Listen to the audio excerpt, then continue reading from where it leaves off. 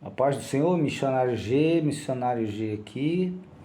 Eu quero falar hoje sobre um pecado, sobre a blasfêmia do Espírito Santo. Depois nós vamos fazer outro vídeo para orar sobre isso, para que Deus possa abençoar você para evitar esse pecado, senão você não tem perdão. A blasfêmia do Espírito Santo diz na palavra de Deus que não tem perdão, lá em Marcos 3, né? E nós estamos aqui para falar o que é essa blasfêmia do Espírito Santo. Vou dar um exemplo para ficar mais fácil. O Espírito Santo, ele revela coisas. E isso está lá quando Jesus estava discutindo com os fariseus, estava falando, fazendo milagres, e os fariseus acusaram ele de estar expulsando demônios por Beelzebul. Beelzebul é um principado. Principado é um príncipe de demônios no reino espiritual das trevas. E ele é responsável pelo reino de Satanás, é um dos príncipes de Satanás. O que ele faz? Ele também faz operação de cura e libertação. De libertação não, mas de cura faz. Ele tira uma doença que está em você e coloca em outro lugar, ou coloca uma pior, porque ele negocia. Ele é um negociante. Satanás é um negociante. Se ele tirar algo de você, ele vai dar uma coisa pior. Se ele tirar uma doença curável, ele vai colocar uma doença incurável, como um câncer, uma AIDS, uma situação assim. Pode ver que muitos aí que são da mídia estão morrendo, né, de doenças terminais.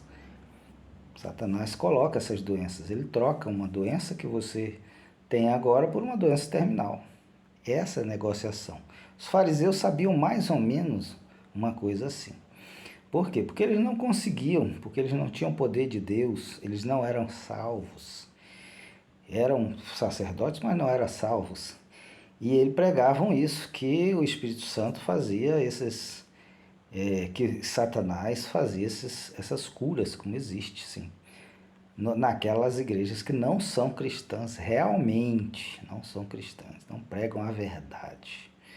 Então, o cristianismo, as igrejas, as igrejas de Deus pregam a verdade. E o que é esse blasfêmio do Espírito Santo? É atribuir, então, a demônios aquilo que foi o Espírito Santo que fez. Por exemplo, uma cura numa igreja, um pastor ora, a pessoa é curada. Um pastor de Deus, um pastor que ora, que jejua, que está ali no estreito de Deus, essa pessoa de Deus, quando ora, tem poder. A oração de um justo tem poder. Estou dizendo justo, estou dizendo qualquer pastor.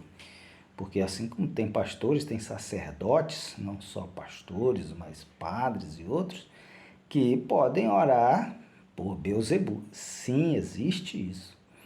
Então eu aconselho que se uma pessoa tiver, por exemplo, um sonho profético, como teve José lá no Egito, tudo que ele teve de sonhos proféticos aconteceram, e ele também interpretou sonhos proféticos lá naquele reino, né? E ele teve um sonho lá, aquele rei, e ele interpretou, né, Faraó? Ele interpretou e aconteceu tudo aquilo que ele fez. Então, sonhos proféticos são revelações que são dadas por anjos, anjos de Deus, né, pelos videntes ou profetas de Deus. Videntes e profetas são a mesma coisa, no Velho Testamento era a mesma coisa. Lecionei língua portuguesa há 3 anos. Vidente, essa palavra vem de visão, né? Ela é derivada da visão. É aquele que vê no mundo espiritual. Então, eles são dados, tem os videntes de Deus e tem os videntes de Satanás. Tem sim, por quê? Porque são anjos que dão, e pelo Espírito Santo, essas revelações. São os anjos da revelação. Então, em sonhos, visões, né? Sentimentos, vem na mente da pessoa. Eu já tive isso. Então, eu já sei como é essa questão no mundo espiritual. E eu já recebi também de outros profetas revelações que aconteceram e que outras que vão acontecer ainda, né? Eu estou aguardando. Então, meu irmão, minha irmã, não peque, evite pecar, porque esse pecado não tem perdão. De dizer que uma coisa que foi de Deus, uma visão que veio é do diabo. Não, nunca fale isso. Nunca fale que não tem perdão. Cuidado, mas muito extremo cuidado. Não fale nada, é melhor você não falar nada. Ah, é do diabo? Não, não fale, não julgue. É melhor para você. Então, aqui está um conselho de alguém que já viveu muito e vive nessa dimensão espiritual, nas duas dimensões, porque a gente vive na dimensão física e espiritual e entende das coisas espirituais.